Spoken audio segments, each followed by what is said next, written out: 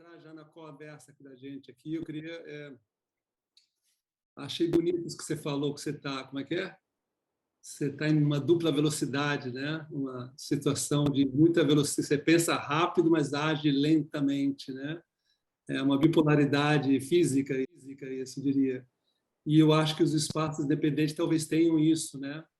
E aí, dando o link com essa questão do global, talvez tenha aqui uma questão, né? Porque os espaços latinos, né, América Latina, trabalham dentro de um contexto político, muitas vezes é muito difícil para os apoiadores de fora. Agora estou falando de uma coisa bem específica do capacete, que depende de apoios externos, né? E tomando esse gancho um pouquinho aqui com a canção, que, aliás, eu não conhecia esse cantante aí, esse compositor, eu só reconheci na última música. Bom, mas voltando aqui a essa questão, eu do capacete, por exemplo, como exemplo, eu vou deixar depois a Tânia falar um pouco aqui, sempre tive essa questão de agir, tentar agir que nem se exige lá fora, da onde que vem o capacete, viveu realmente 100% de dinheiro externo, então eu tinha que ter uma certa velocidade, ao mesmo tempo tentando me adaptar a questões locais, que é um outro contexto, um outro tempo, né, de vida, né? Então isso sempre foi um grande dilema, uma certa habilidade, um constante exercício de traduzir esses dois mundos, né, que querem se apoiar ou se apoiavam, hoje em dia se apoiam bem menos, né? Sabemos que a pandemia dificultou a vida de todo mundo, né? Então eu abro aqui um pouquinho essa pergunta sobre a questão do global e local, que mudou, né? Só um adendo também sobre o capacete sempre tentou ser local também, e com várias atividades, aliás, e o global sempre foi a essência para poder sobreviver, né? E isso mudou radicalmente com a pandemia. Eu acho que talvez mudou já antes, porque percebemos no último seminário, como os espaços um pouco mais antigos, que essa conexão global talvez era um tipo de promessa muito grande no início dos anos 2000, até que muitos dos espaços se conheceram pessoalmente, porque algumas pessoas de fora provocaram encontros com todos os espaços juntos, né? E percebemos que talvez isso mudou nos últimos 10 anos, que claro que vocês todos também têm um perfil global, um programa muitas vezes também com participantes internacionais, e acho que sempre tem esse diálogo, mas que parece que, no mesmo tempo, alguns dos espaços têm um perfil mais local, mais investido no contexto local, com questões locais, com um olhar para os artistas da sua cidade, ou talvez com colaborações como a Vinhância, e achamos interessante ouvir um pouco vocês sobre isso. E até acho que talvez tenha hoje em dia mais um olhar crítico pela essa ideia de globalização e todos os processos que isso envolve. Então, vocês também podem fazer outros comentários ou outras observações sobre as apresentações, mas estamos jogando isso aqui agora como uma das nossas perguntas.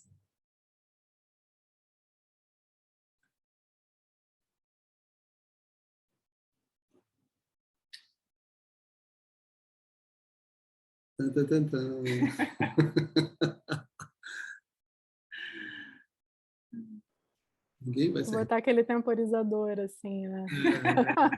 Eu já fui a primeira a falar na outra vez, então eu tô... Não, é verdade que é um tema também, é um tema complicado, largo, e claro, cada espaço tem uma política específica, depende dessas políticas específicas, né? O Brasil é um país que temos leis a favor, né? que ajudam o mecenato de arte, né, o mecenato de produção artística, que muitos países da América Latina não têm, aliás, eu acho que todos não têm. O Brasil é bem adiantado nisso. Ao mesmo tempo, o governo atual meio que cancelou tudo isso, né? Então, estamos vivendo aí um momento de retração dessas políticas, certo? Mas, ao mesmo tempo, o Brasil, sim, tem tido, e isso abriu a mente do patrocinador, e eu acho que com isso também mudou a questão do local, né? Antes, no caso do capacete, a gente quase que era obrigado a olhar para fora, e hoje a gente tem, talvez, por causa dessas leis no Brasil, a gente tem possibilidade, e eu repito, o governo Lula permitiu isso, né, com a criação de diferentes frentes em relação a isso. Mas eu não queria entrar muito nessas questões específicas de cada país, mas sim entender se isso é uma questão para cada lugar, né? Se essa questão a gente pensa sobre ela, ou ela simplesmente ela vai andando conforme a carruagem, tem dinheiro, se não tem, não tem. Ou é uma política do próprio espaço, né? Digamos, não queremos trabalhar com a cena internacional, queremos só focar no local. São decisões internas, né? Sim. Como é isso para vocês, Yosso? Porque Beta Local tem o local no seu nome, né?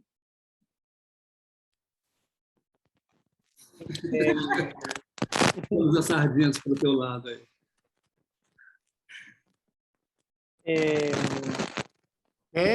¿Cuál fue la pregunta, Iosu?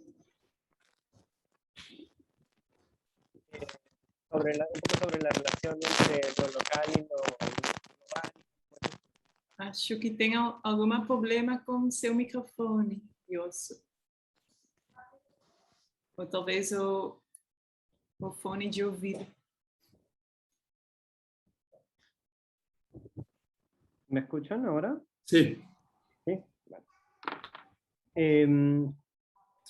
Que estaba pensando en esta relación entre lo local y lo global y pensándolo también en relación a los espacios que habían en Lima antes de Bisagra, que fueron como La Culpable o espacios de la generación anterior. Y pensando también la situación en Perú, que definitivamente es distinta a la brasileña, en el sentido de que no hay ningún, o en ese momento no había ningún apoyo del Estado, y que era más bien un gobierno muy neoliberal. Pero lo que sí había era un momento, digamos, en los 2000. Había un momento de crecimiento económico y de aparición de un mercado del arte, y los espacios independientes que se formaron estaban muy enfocados en construir una escena global y en conectarse con el resto del mundo, pensado muchas veces desde el mercado y desde una clase social muy cerrada también. Y una noción de arte contemporáneo también muy pequeño para la ciudad y para el país. Creo que cuando abrimos Bisagra, si bien todo el grupo, todos los que formamos parte del equipo, éramos todos artistas o curadores, y todos teníamos más o menos, o estábamos desarrollando una carrera con conexiones internacionales, sí pensábamos en un espacio que respondiera a la situación local y a los huecos y a las carencias que habían en la ciudad. Y eso marcó, no sé, desde el lugar donde escogimos abrir el espacio y los invitados que teníamos, siempre era pensando en tratar de construir puentes con, digamos, las pequeñas escenas que habían en la ciudad. Y pensando en una ciudad en la que no, digamos, las pocas instituciones grandes que habían eran muy cerradas y no tenían una comunicación muy no se concentraban en la comunicación con su público, por un lado, y por el otro, el resto de instituciones estaban enfocadas en el mercado y estaban además de que estaban enfocadas en el mercado, estaban reduciendo su campo de acción porque el boom económico había pasado. Entonces había muchas galerías que estaban cerrando y qué sé yo. Entonces, creo que siempre desde Bisagra tratamos de construir esas conexiones. Y sí,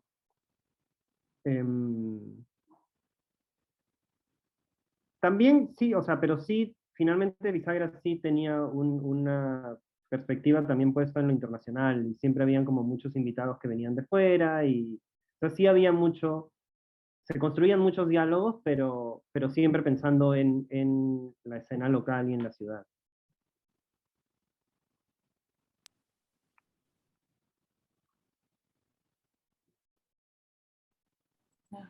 Desculpa, Yosso e Micael, eu confundi vocês. Eu falei sobre Beta Local e chamei você para falar, Yosso. Mas obrigada pela quebrar o gelo.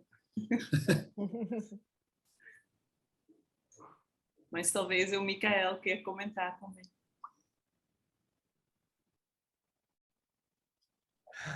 Puedes hablar en español. No entendí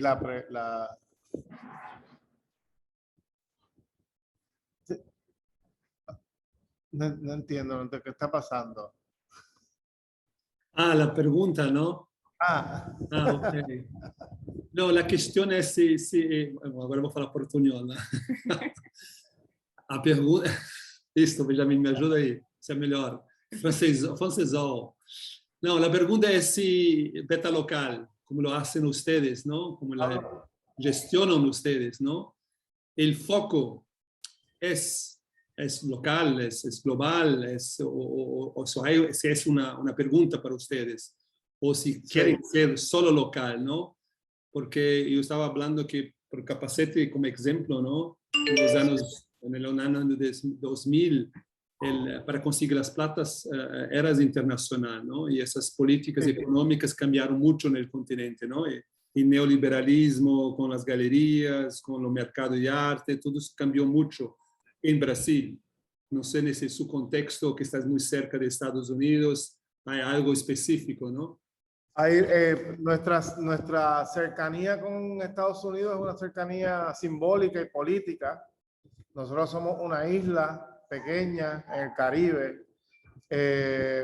Lo que podemos entender por localidades, si se puede decir, o lo local, creo que es diferente a como se puede entender tal vez en Latinoamérica continental, en Centroamérica o en México, por decirlo así. Nosotros entendemos nuestra localidad en ese sentido como las Antillas, ¿no? Es decir, todas estas otras islas que están en el Caribe, que no necesariamente estamos tan cercanos como simbólicamente como podríamos estar con los Estados Unidos. Es bien difícil por cuestiones de visado, ¿no? Como nosotros somos un territorio norteamericano, visitarnos entre los territorios antillanos. Y un poco pues nos concentramos primero en eso. Desde Puerto Rico, luego las Antillas, bueno, más bien ahora mismo estamos bien enfocados en eso. Y luego pues el resto de México, Centroamérica, Latinoamérica. Pero realmente entendemos, como decía Yosu, hay muchas veces hay una interpretación de que la forma de operar debe ser hacia el exterior o desde el exterior. Nosotros sabemos como país identificar unas cosas que nos hacen falta y pues decidimos atender esas primero Decidimos atender una comunidad que lleva 500 años con carencia de recursos. Un poco queremos concentrarnos desde ahí. Nosotros tenemos un programa de residencia donde sí invitamos gente de fuera de Puerto Rico, de todas partes del mundo, pero un poco el intercambio o la negociación es que sirvan como un recurso para el país también, ¿no? Es un poco, no sé, al revés, muchas veces uno va como visitante y ya, y nosotros pretendemos que esa visita no sea una visita, no sea una relación unilateral del visitante con el país, sino del país también con el visitante en ese sentido. Sí, para nosotros es importante que Puerto Rico nos sirva de, ¿cómo se diría? De trasfondo, como de backdrop de teatro. O sea, no, para nosotros es importante que sí haya una relación, o sea, y que se establezcan vínculos, ¿no?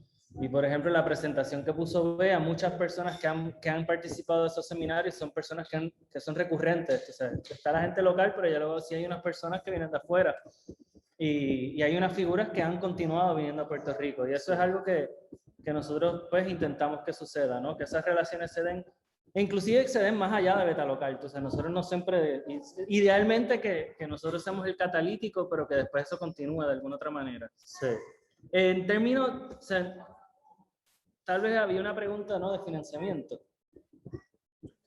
Puede ser, sí, de los fondos. Pues es una cosa un poco, o sea, Puerto Rico opera un estado psicótico, porque sí hay dos, o sea, están las leyes locales y las leyes gringas, que operan a veces hasta en contradicción. Entonces, en ese sentido, Beta Local desde sus inicios siempre ha sido una organización psicótica en ese sentido, porque tiene, por ejemplo, estatutos sin fines de lucros locales y gringos, que en aquel momento era estadounidenses, en aquel momento no era tan común. Pero algo que sí ha sucedido es que un poco, bueno, son muchas cosas, pero sí han habido dos que son importantes. Una es la quiebra de Puerto Rico, económica, ¿no? Y la imposición de una junta fiscal puesta desde los Estados Unidos. Bueno, sí, que somos una colonia, ¿no? Entonces, en ese sentido, pues sí, es como Puerto Rico es un laboratorio neoliberal y ha sido una cosa, entonces se han cortado muchos fondos, ¿no? Entonces, en ese sentido, está la situación de organizaciones como Beta Local, que somos independientes, entonces nos quieren utilizar como modelo de existencia, es decir, no, entonces nosotros también le exigimos al Estado una responsabilidad. Esa es una. Ya luego, después del huracán María en el 2017, sí ha habido una aceleración del mundo como NGO, ¿no? Entonces sí, Puerto Rico está dentro de ese sistema de catástrofes, ¿no? Sí. Entonces ya ahora de repente hay toda una profesionalización de la emergencia y del desastre, del de desastre, la catástrofe. emergencia. Y nosotros entendemos que la catástrofe es la colonia, ¿no? Que la catástrofe, la emergencia empezó hace 500 años, no empezó luego de un huracán.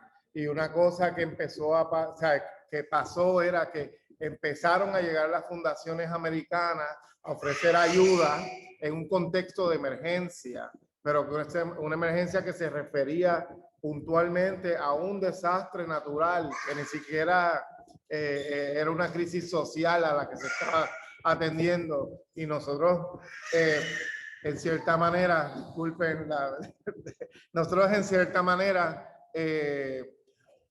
utilizamos esa oportunidad para visibilizar la real emergencia, si se puede decir, o la real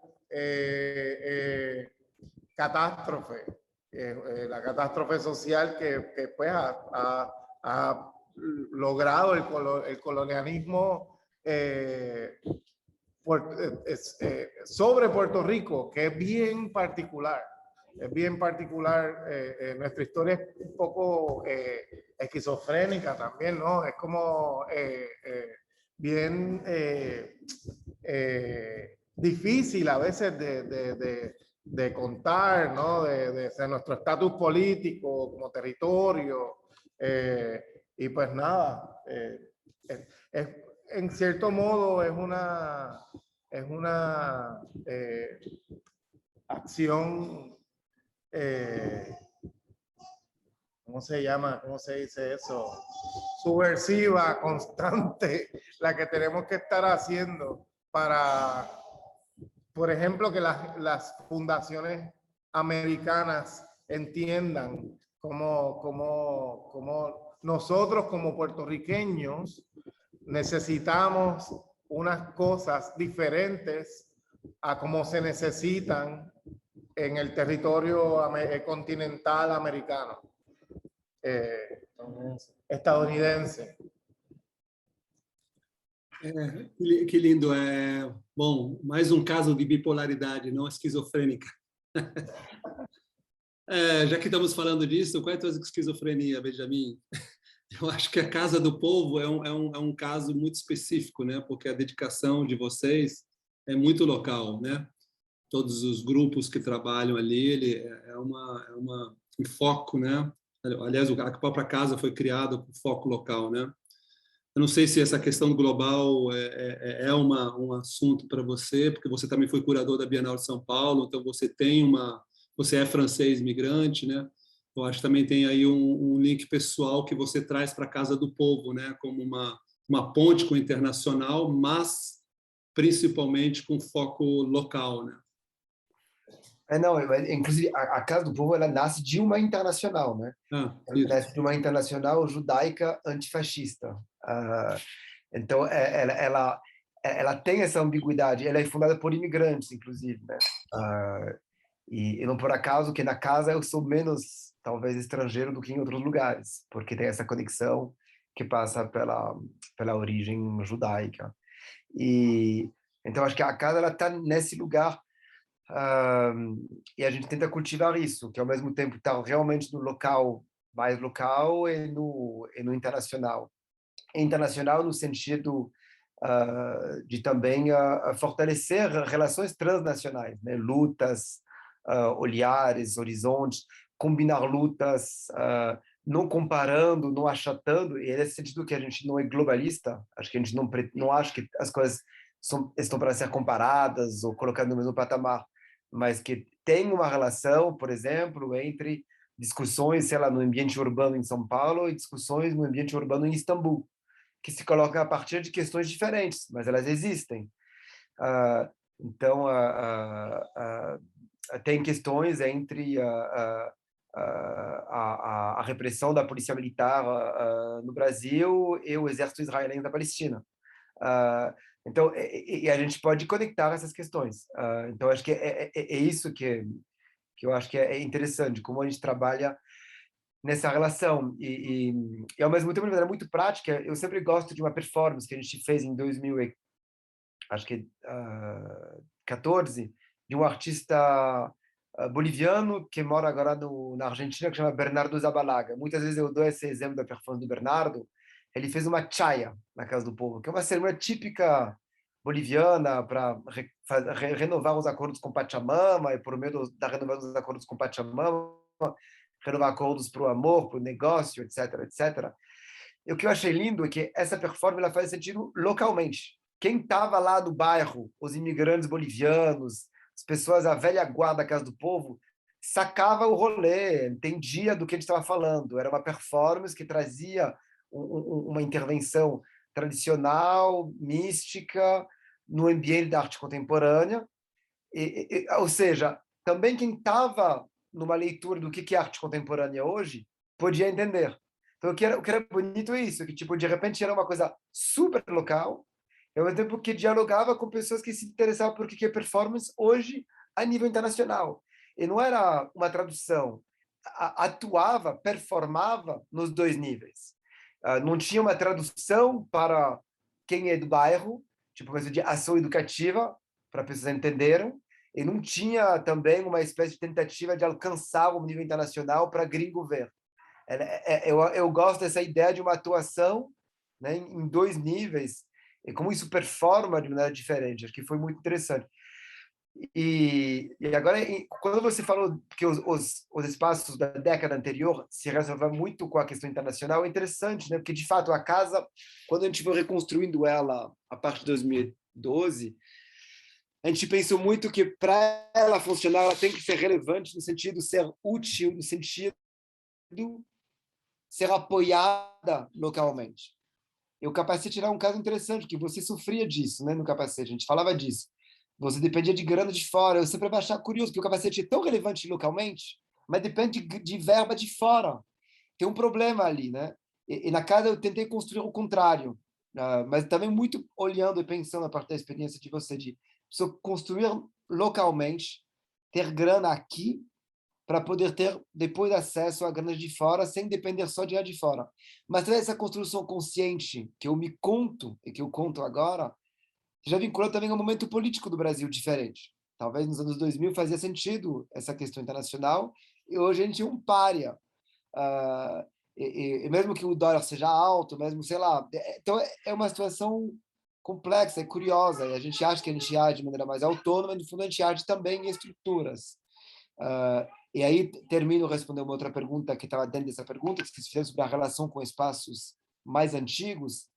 Eu acho que é um dever nosso olhar para eles. É muito fácil achar que a gente é o último biscoito do pacote. Não sei como fala isso em castelhano. É o último biscoito del pacote. Que a gente é... Como que é, Ramon? Você está mudo, amigo. Em espanhol. Ah? Depois você vai ter que explicar o que é rolê em espanhol também. Rolê, não sei. É despacito, tá? Despacito. Rolê. A gente sempre, tipo, muitas vezes a gente inventa a roda, que já existe e tal. E olhar para quem já fez e tal é muito precioso. E não só para isso, também porque tem essa memória para preservar. Olhar para o CAM, né? Que era nos anos 30, olhar para a Rex Gallery, sei lá, olhar para... Então, tem experiências antigas, mais recentes, que a gente tem que olhar para ela para entender também como que a gente entra numa história. E para a Casa do Povo foi muito importante, de fato, por exemplo, olhar para o capacete, olhar também para o Como Clube. Foi muito importante que a Thelma, né, Bonavita, carregou, criou aqui em São Paulo. E muito do Como Clube, acho que vive na Casa do Povo. A gente deve muito à experiência do Como Clube. Então, é importante ver, olhar e também fazer essas homenagens, estar ciente disso. Eu acho que tem uma ética da citação também. É um trabalho constante, que é muito fácil, justamente, ainda mais no Brasil, não sei como que é nos outros países da América do Sul, da América Central, mas tem esse culto do novo, né? Então, o novo espaço, a nova coisa, bacana. É como se eu fiz uma competição para se manter novo. Então, tem que ir um pouco contra, né, essa coisa e mostrar que não, a gente não é nada novo. A gente está aqui há muito tempo, o que a gente faz existe num ecossistema, numa organicidade desse universo de lutas sociais, políticas, artísticas, culturais.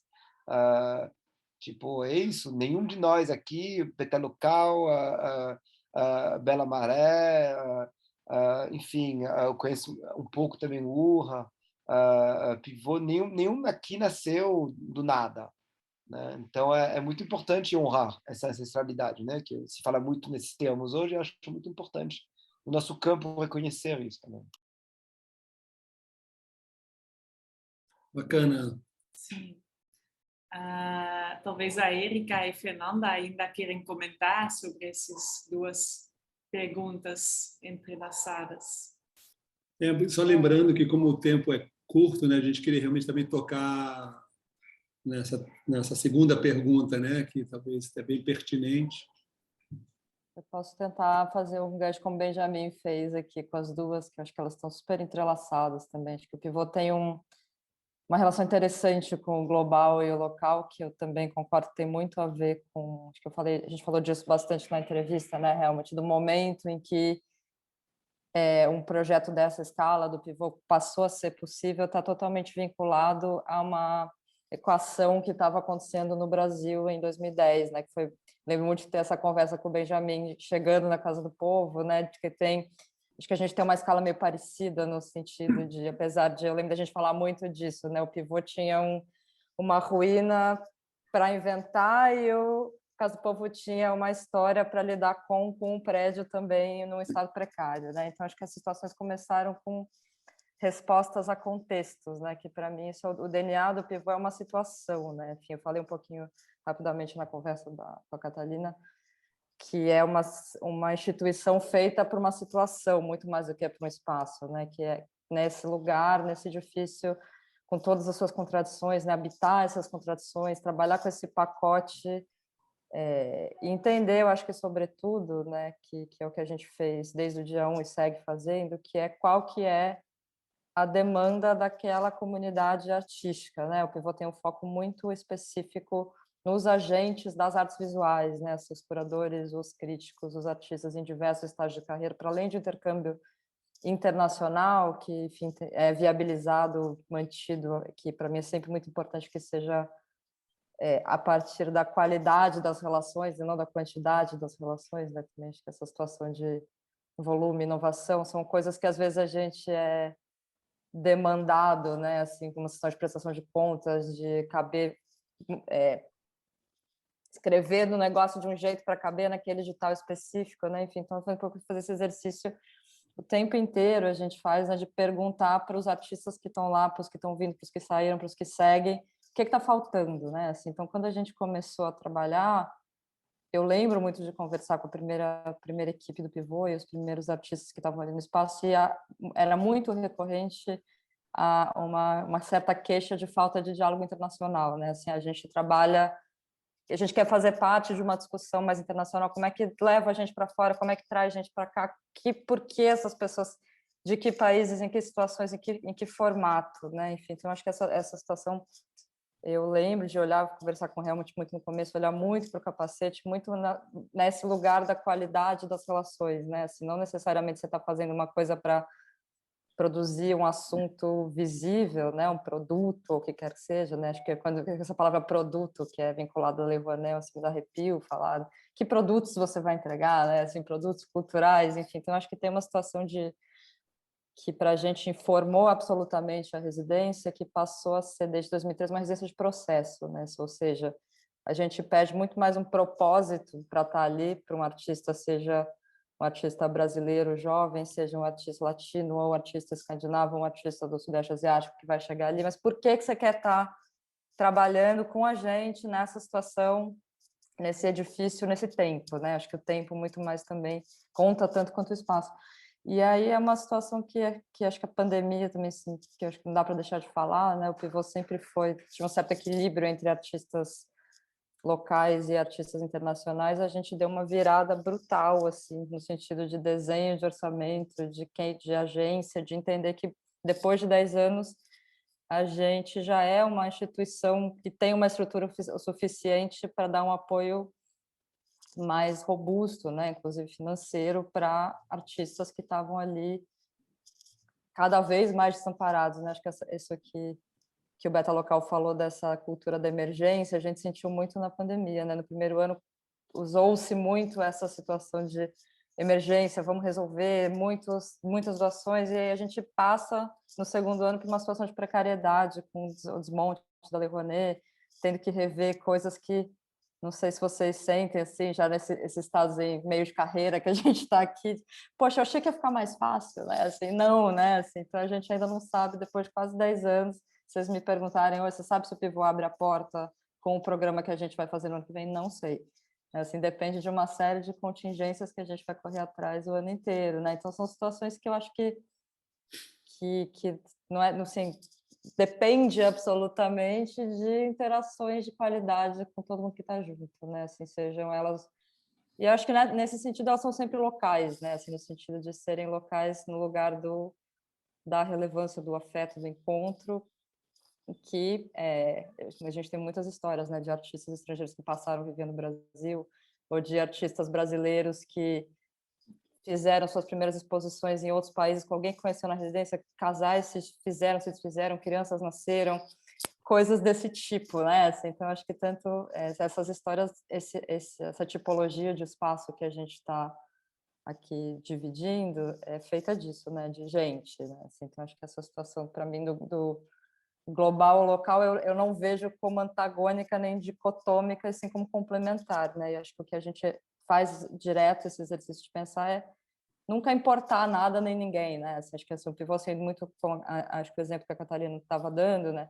A gente nunca traz uma exposição em caixas e abre para o espaço, né? Então, se a gente está trabalhando com um curador ou com um artista internacional, o pessoal vem aqui, passa um tempo, geralmente trabalha com artistas, quando é um artista mais estabelecido, com artistas mais jovens que vão ali produzir projetos, né? Essa situação que eu acho que informa muito uma metodologia de trabalho que está muito vinculada a fazer trabalho comissionado e residência, né? Que é uma opção por trabalhar e atuar antes da coisa existir, né? Que eu acho que essa situação é para mim crucial para espaços como esses, né? O que a gente pode fazer que um museu grande não pode fazer? O que a gente pode fazer que uma galeria comercial não pode fazer? Eu acho que para mim as perguntas e o lugar que eu olho, quem veio antes, quem seguiu, acho que mais do que tudo quem se mantém, que tipo de resiliência, que tipo de basicamente, né, quem consegue seguir fazendo o que se propôs a fazer, né, assim, que eu acho que já é um pequeno milagre, né, assim, no sentido, né, assim, acho que o Benjamin botou uma mensagem que o pivô não quer crescer, quer diminuir, talvez, né, mas, assim, seguir fazendo o que a gente já está fazendo, acho que isso era, inclusive, um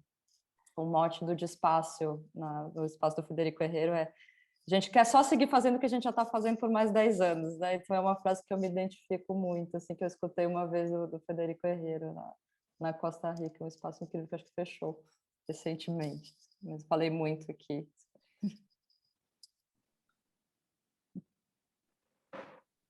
Muito bom ouvir os espaços, me reconheci muito no trabalho que nós fazemos no Galpão, através do Beta Local, e antes de falar do espaço cultural em si, eu acho que é importante lembrar que nós somos um projeto de uma OCIP, de uma organização da sociedade civil de interesse público, que é o Observatório de Favelas, que completou em agosto 20 anos.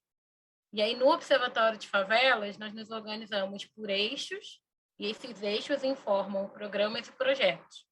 E há cerca de 10 anos atrás, nós identificamos que a cultura e as artes eram um espaço de disputas dentro dos movimentos sociais, né? Então, há 10 anos atrás, a gente pensava que era muito comum fazer uma distinção que a gente não acredita, né, que fique claro, de que existe cultura dentro dos territórios favelados e periféricos, mas que não existe arte. Então, tudo que era produzido dentro desses espaços era visto como menor, como inferior, então como até se não prestasse. E aí nós quisemos dar uma resposta para a cidade do Rio de Janeiro, de que sim, era possível ter um espaço cultural dentro da favela e que esse espaço ele ia abrigar tanto grandes artistas do Brasil, quanto também os artistas em formação, por aí vai. E aí eu digo isso por quê? Porque estar no Observatório de Favelas é super importante que a gente consegue se conectar não só com outras experiências locais, não necessariamente de arte, de cultura, mas também com uma rede global, sobretudo do sul global. E é desse modo que nós temos trabalhado, né? A partir das defesas de direitos, inclusive os direitos culturais, e aglutinando causas. E aí eu queria só também compartilhar que, evidentemente, era muito mais fácil, muitas aspas, trabalhar com arte e com cultura durante o governo Lula, mas que a gente não pode esquecer que são os movimentos sociais que informam, que escrevem esses projetos de leis, que no final são assinados por esses governantes, né?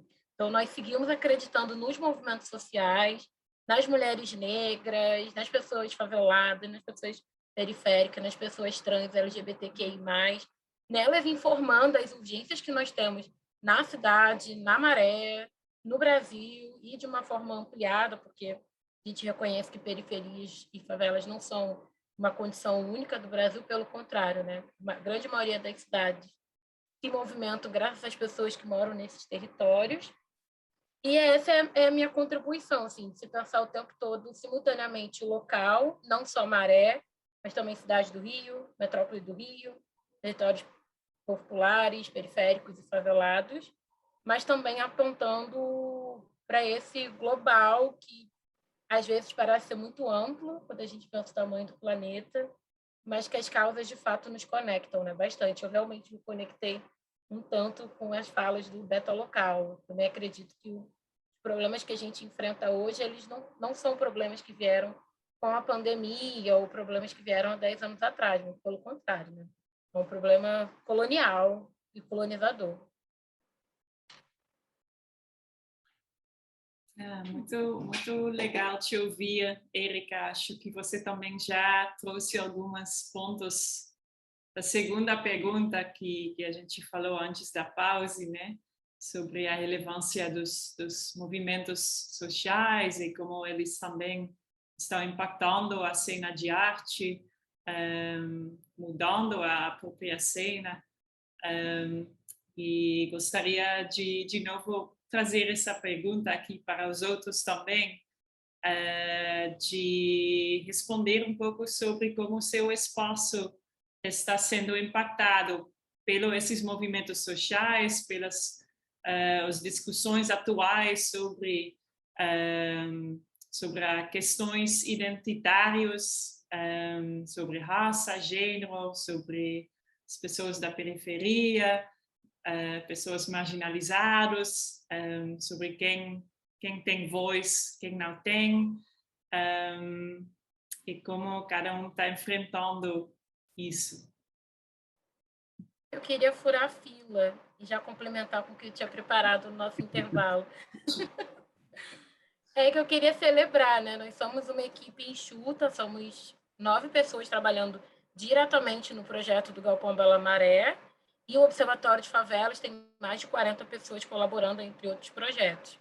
E a nossa equipe do Galpão, ela é uma equipe predominantemente jovem, negra, de origem popular, e que acessou o ensino superior, né? Então, a gente está aí numa nova geração do Observatório de Favelas. Nossos fundadores, eles foram os primeiros a acessarem o ensino superior na sua geração, e agora a gente já tem visto, graças a uma série de políticas públicas, novas gerações surgindo, podendo avançar em outras pautas.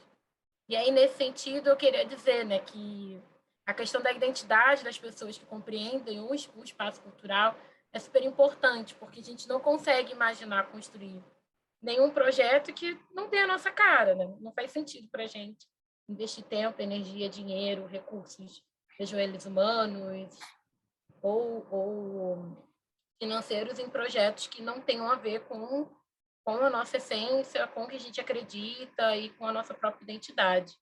E é isso que eu tinha preparado para a segunda pergunta, né? O quanto que reconhecer a nossa própria identidade, isso promove um modo de agir no próprio espaço cultural.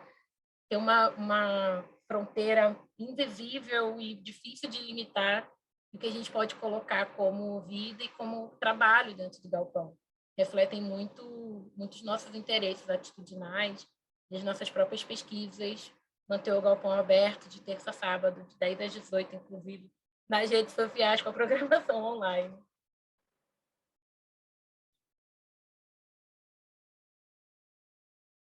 Tá ótimo, acho que faz muito sentido, sim. E talvez para os outros é uma outra experiência. Então, quem gostaria de comentar sobre isso?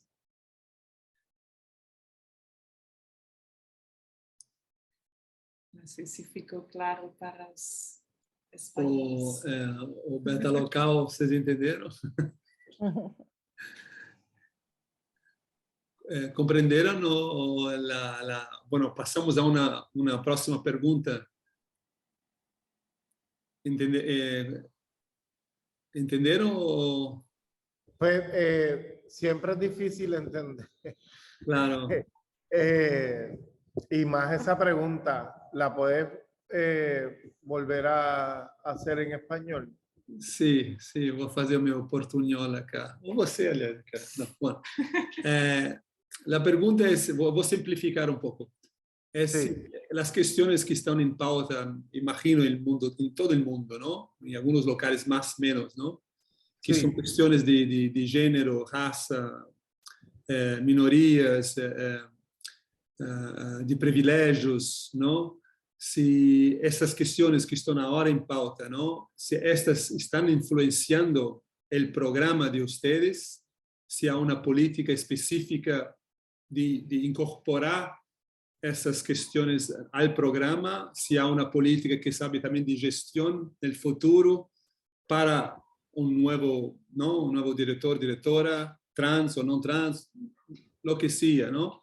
Si estas cuestiones están ahí presentes en Puerto Rico, ¿no? Para ustedes, Beta Local. ¿Sí? ¿Estaba bien o no? Sí. Sí, están presentes. Están presentes. No sé qué. Pero no, están presentes. Para nosotros sí es importante que esa discusión no se sienta como una cuestión de tokens o de llenar blancos, ¿no? Sí, Sino que casilla, se sienta, y sí es importante que se sienta natural, o sea, es que las cosas se sientan de manera natural, no forzada. También intentamos, ¿no?, que el discurso sea un discurso local, porque también por nuestra cercanía a los Estados Unidos, pues se aplica mucho, llega primero el discurso desde la perspectiva estadounidense. Sí, y es el país que peor se porta en el mundo enseñándole reglas de etiqueta a todos los demás. Sí, entonces pues las impone. Entonces eso, uno está en esas situaciones. Ya luego otra cosa que también sí es importante, por lo menos en toda la gestión de Beta Local y también la gestión local del Caribe, es que pues también nosotros venimos de unas identidades bien inestables. Y mixtas. Y mixtas, ¿no? Nosotros somos mestizos. Entonces, por un lado, tienes esa situación, ya luego tienes un discurso de mezcla que hizo el gobierno de Puerto Rico en los 50, que obviamente se hizo para borrar otras identidades, ¿no? Que la mezcla también se utiliza para borrar otras cosas. Entonces, uno está trabajando dentro de esas cosas. Dentro de la cuestión de la marginalidad, también es para nosotros importante que no se sienta como una... O sea, ¿cómo te digo? O sea, para nosotros es importante ser justos, pero tampoco trabajar en paradigmas de competencia de quién está peor. ¿Me entiendes? ¿No? Entonces, específicamente viniendo de, como mencionamos antes, del paradigma de crisis, ¿no? ¿Qué sucede? Cada año hay una crisis nueva. Entonces, cada año va a haber un grupo. O sea, la idea es que ver de qué manera uno puede ser justo sin traer una competencia de quién es el que está... Sí. Bueno, y más allá de eso también, yo creo que ahorita cuando Pablo, y bueno, todo el tema de lo local, ¿no? Y lo de lo sensible o lo sensitivo que puede ser el análisis de acuerdo a Puerto Rico, por ejemplo. Yo creo que es importante, ¿no? ¿Sabes? Yo creo que es importante identificar el problema a nivel local, ¿no? O sea, no, como decía Pablo, no asumir unos estándares y no sé, es que Puerto Rico, de nuevo, es bastante complejo, ¿no? En términos raciales, sociales y políticos. Y de clase. Y de clase. Eso es una lucha que también llevamos dando hace muchos años y yo creo que es bien importante y no sea tal vez amarrado también. Pero sí, ¿sabes? Nosotros también queremos que se entienda lo afrocaribeño, que se entienda lo afroantillano, que se reconozca lo afro-latinoamericano, que por ejemplo, ¿no? Que no se entienda como se entiende lo afroamericano, por ejemplo. Y sí. Y en términos de género también, tú sabes, nosotros tenemos bien pendiente eso y siempre hemos o sea, nosotros los artistas, yo creo que a nivel internacional, pero en Puerto Rico somos la minoría.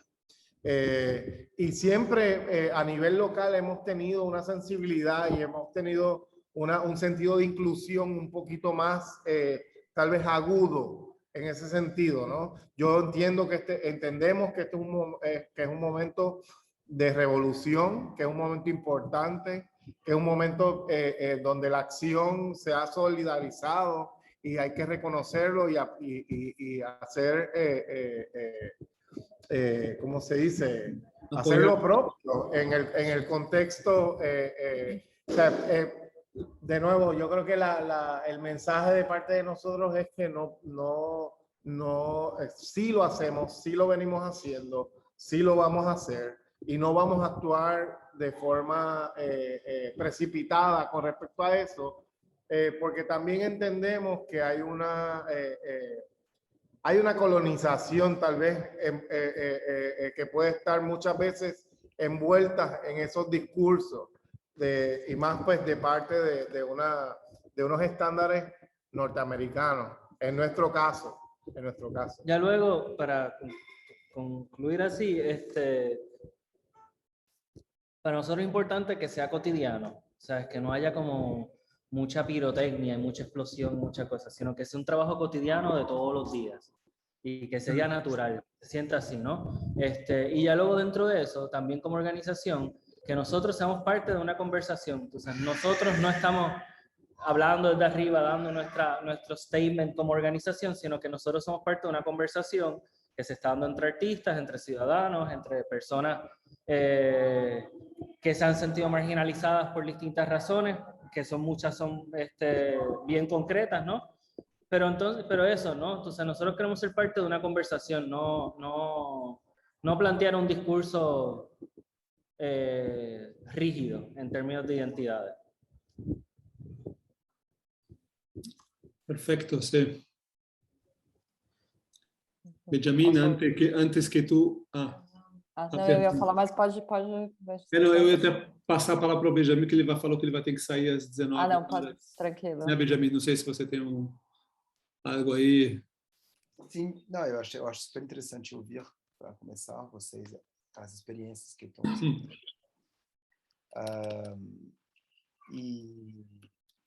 na verdade, falando muito da nossa experiência, a Casa do Povo ela nasce de um movimento social, né? Então isso é muito claro. Então é um movimento social antes de ser um espaço de cultura ou de arte, até porque tem essa questão também,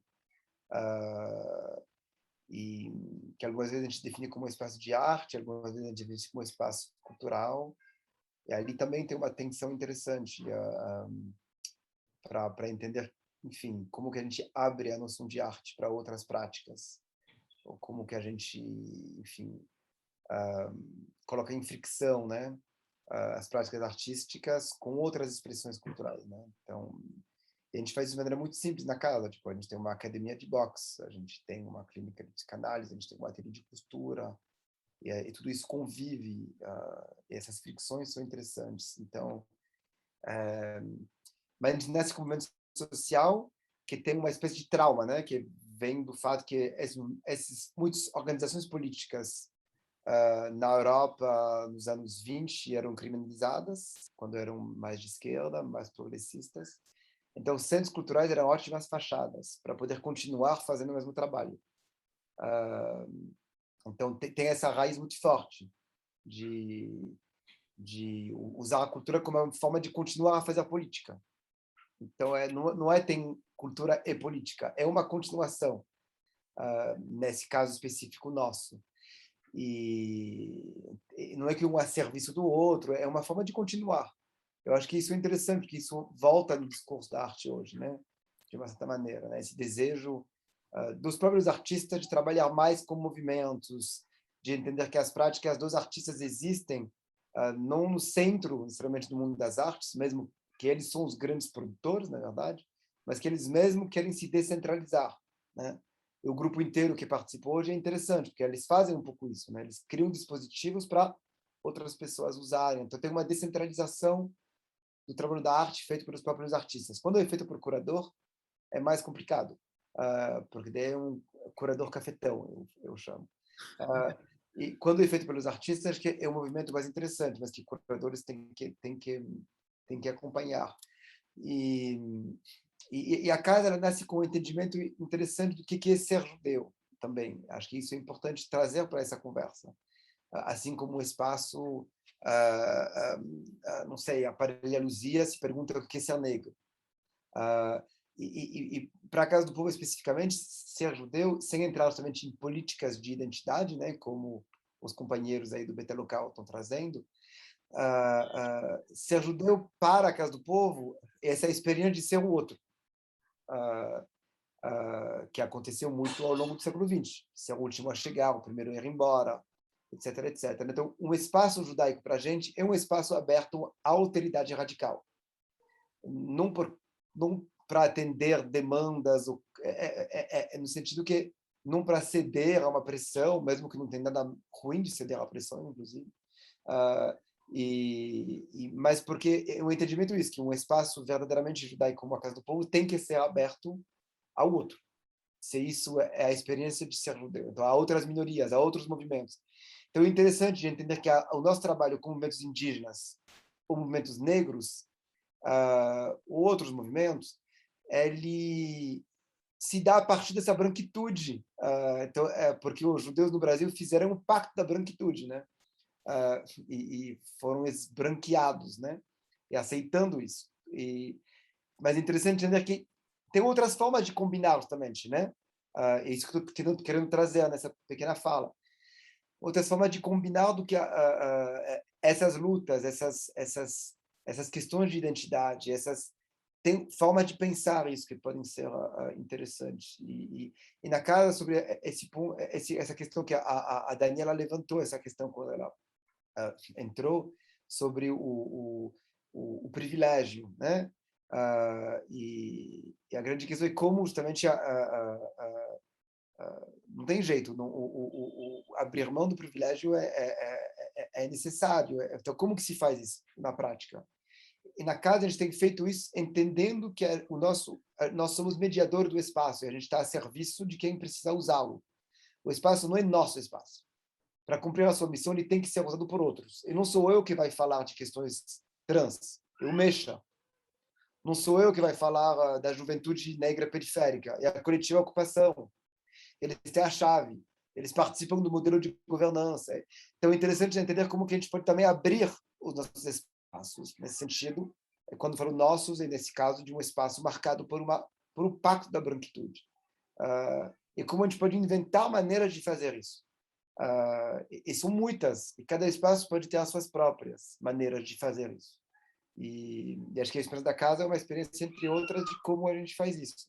Então, poderia ser interessante ter alguém justamente no meu lugar, talvez que fosse justamente, não sei, uma mulher negra para quebrar justamente, sem dúvida poderia, mas a instituição não deixar de ser uma instituição judaica, importante, marcado por essa questão da branquitude. Então, talvez não resolveria, inclusive, esse lugar apenas, mesmo que pode ser uma questão muito importante também.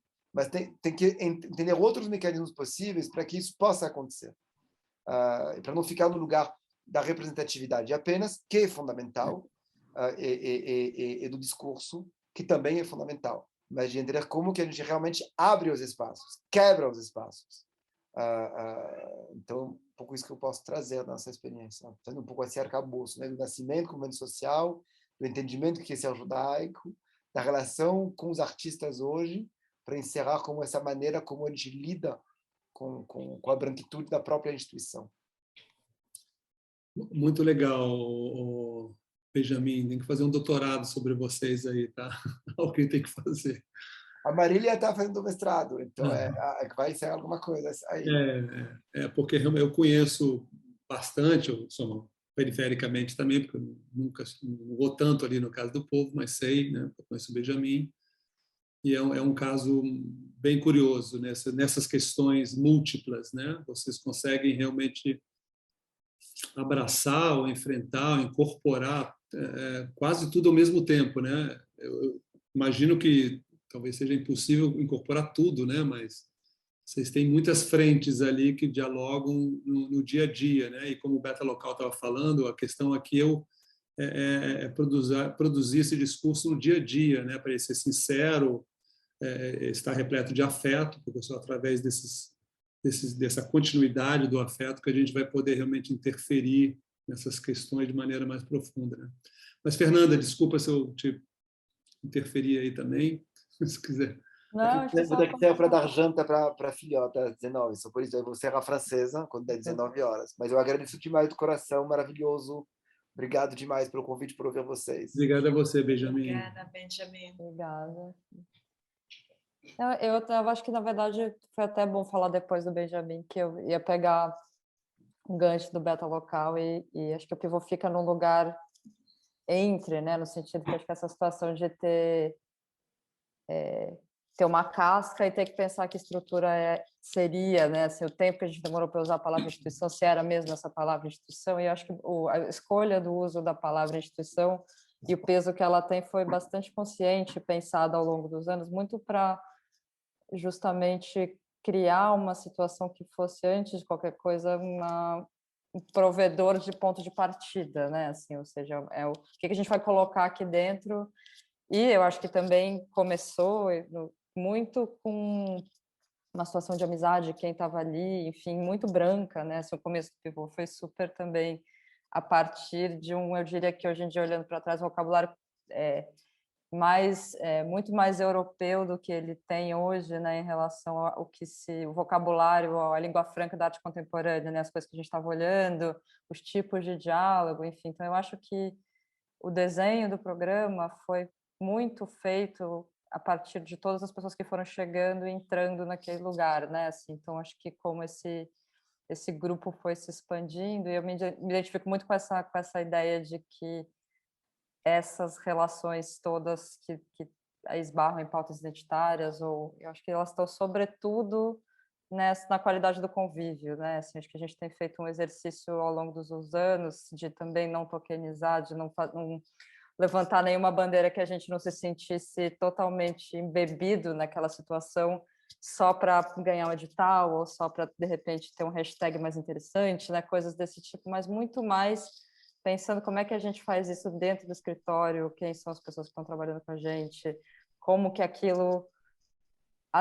cada exposição, né, que eu acho que o Pivô tem um grande comprometimento ainda com, acho que mais que a Casa do Povo, né, assim, a gente está mais inclinado para falar de linguagem, para falar de criação de linguagem, para falar de o que é uma arte contemporânea que não está justamente vinculada a essa língua franca globalizada que se impôs aí no começo dos anos 2000, mas que, ao mesmo tempo, tem um compromisso com experimentação, com processo, com tentativa e erro, né, com viabilização de projetos que não aconteceriam em outros lugares, que estão ainda assim, nessa rubrica que é elástica o suficiente, porque a graça é essa, né, de qualquer coisa pode ser um trabalho de arte contemporânea. Então, acho que o que a gente tem um grande comprometimento é, antes de qualquer coisa, com o pensamento artístico e o pensamento crítico, né, assim. Então, e aí que está, para mim, o lugar da diversidade, né, assim, de justamente, assim, eu tenho esse cargo de direção artística, mas tenho feito cada vez mais o exercício de trocar o microfone, né, assim. Então, quem é que vai falar agora? Então, tem situações, assim, que hoje em dia foi muito importante o movimento que a gente fez nos últimos 3 anos, que foi trabalhar muito para que o ponto de entrada seja comum, né? Ou seja, assim, a residência hoje em dia ela é totalmente gratuita e nos últimos ano e meio tem uma bolsa de participação, que coisas todas que a gente foi aprendendo muito na prática, no processo com os próprios artistas, né?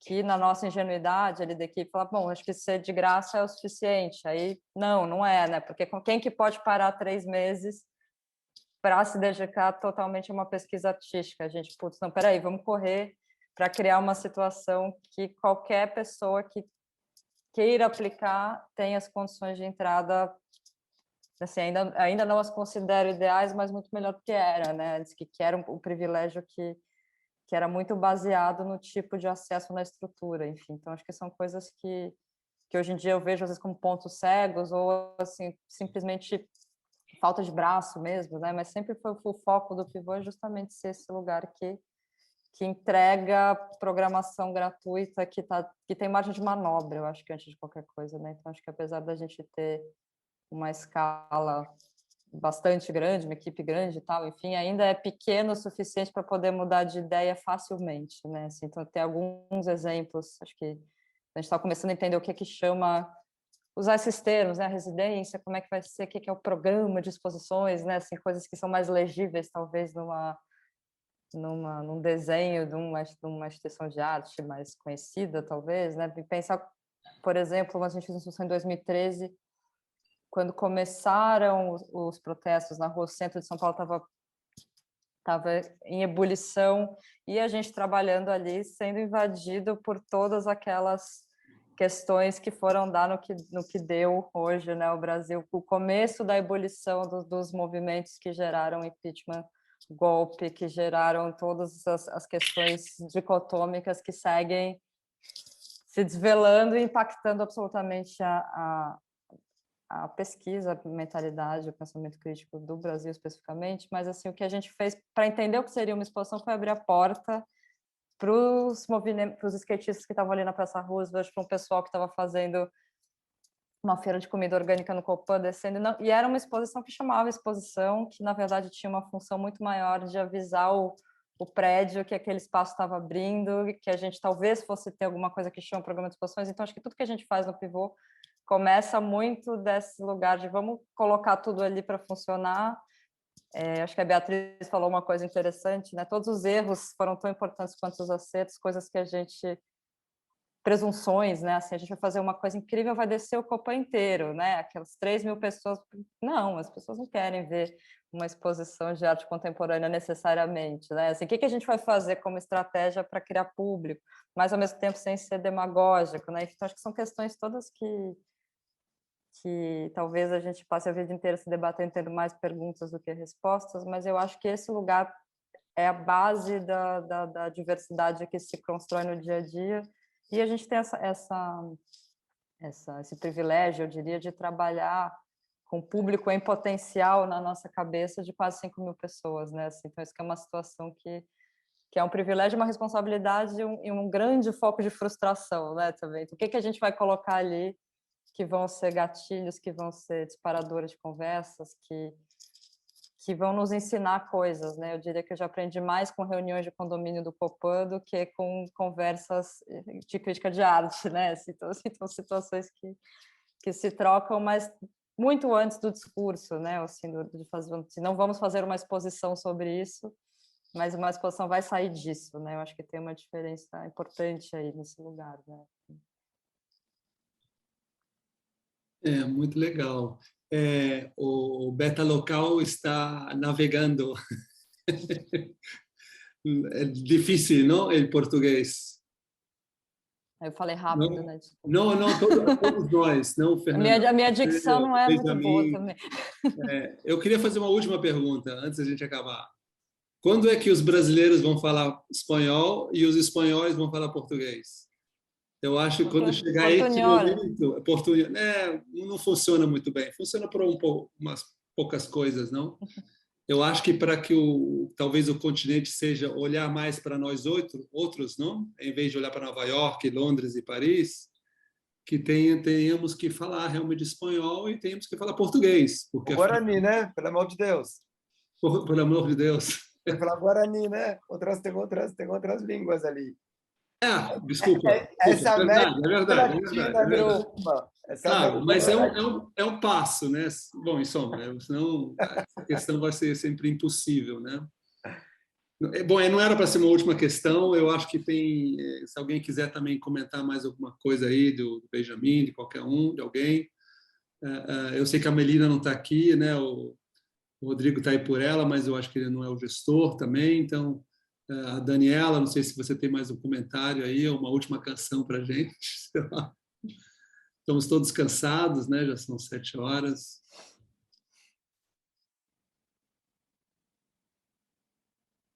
Eu acho que você tem alguma coisa? Talvez é isso. Não, eu acho... Eu acho que é isso, todo mundo cansado. Sim, mas foi um encontro muito rico. Eu acho que cada um trouxe suas considerações. Acho que foi de nível bastante prática também. Gostei muito do que a Fernanda estava falando agora no final também sobre como pensar essas questões que podem parecer muito complexo, mas de um modo mais de dia a dia, mais prática, ir um pouco além da representatividade, né? Eu queria só falar também, posso te interromper, Tânia? Sim, vai lá.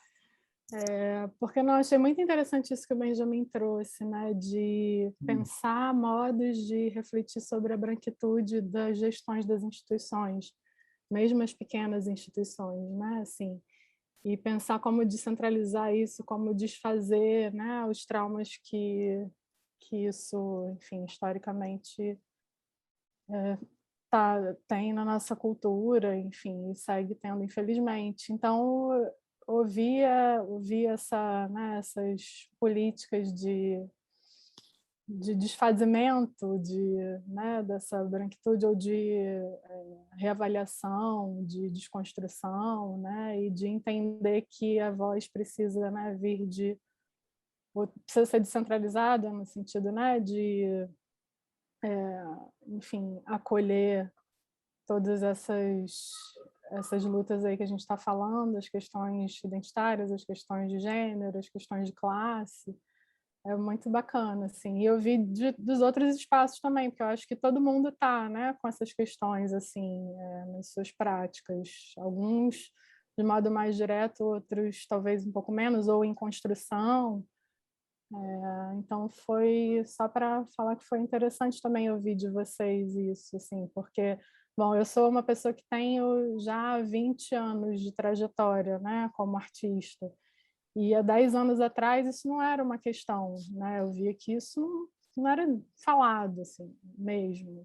E perceber essa mudança de postura, né, é muito importante, é muito importante. E isso passa muito por nós, pessoas brancas, né, também questionarmos esses privilégios, né, o nosso local de branquitude, sem fazer uma coisa persecutória, mas fazer uma reavaliação, né, e a gente se recolocar mesmo. Enfim, senão eu vou falar demais. Era só para agradecer a vocês todos também. Desculpa, falei rápido. Desculpe, espero que Eu também queria fazer um último adendo aqui, tenha ficado inteligível. que talvez seja uma questão a se refletir, é que, dependendo de que espaço estamos falando, talvez o espaço tenha que funcionar mais como um instigador de novos espaços, né? Alguns espaços talvez nem conseguem incorporar essas questões novas. Estou agora falando talvez bastante do capacete, né? Em vez de tentar incessantemente abraçar essas questões, a questão que eu me faço hoje em dia é como é que o capacete pode incentivar a criação dos novos espaços, né, que precisam estar aparecendo, né? Então, talvez não é uma questão que a Beta Local, né, que você faz no dia a dia e que a Érica no Bela Maré faz no dia a dia, mas talvez tenha espaços que não vão conseguir fazer isso no dia a dia e tenham talvez que mudar pensar nesse futuro que vai vir, que está aí amanhã já, aliás, né? Como é que você incentiva que esses novos espaços possam ser criados? Isso. Tá, não, acho que isso vai ainda reverberar no nossos seguintes seminários, mas acho que vamos agradecer a todos de vocês muito por seu tempo, paciência, escuta, contribuições. E amanhã continuamos, para quem ainda tem energia. Quem quiser, vamos mandar o link para vocês também, se vocês quiserem, né? Sim, e vai ter uma outra programação, né, com 6 outros espaços. Está tudo online no nosso site também. Esse encontro também vai ficar gravado, ambos no site e no YouTube. E espero que continuamos os diálogos e nossa escuta e nossas ações. Acho que é isso. E amanhã falaremos portunhol. Perdão. Tentaremos falar portunhol. Eles estão viajando. Vocês entendem viajar? Abraço. Beijo. Beijo. Obrigado. Graças. Graças. Tchau, Querido, boa noite para todo mundo aí. Saúde. Vale. Saúde, isso, muita saúde. Tchau, queridos. Tchau. Tchau.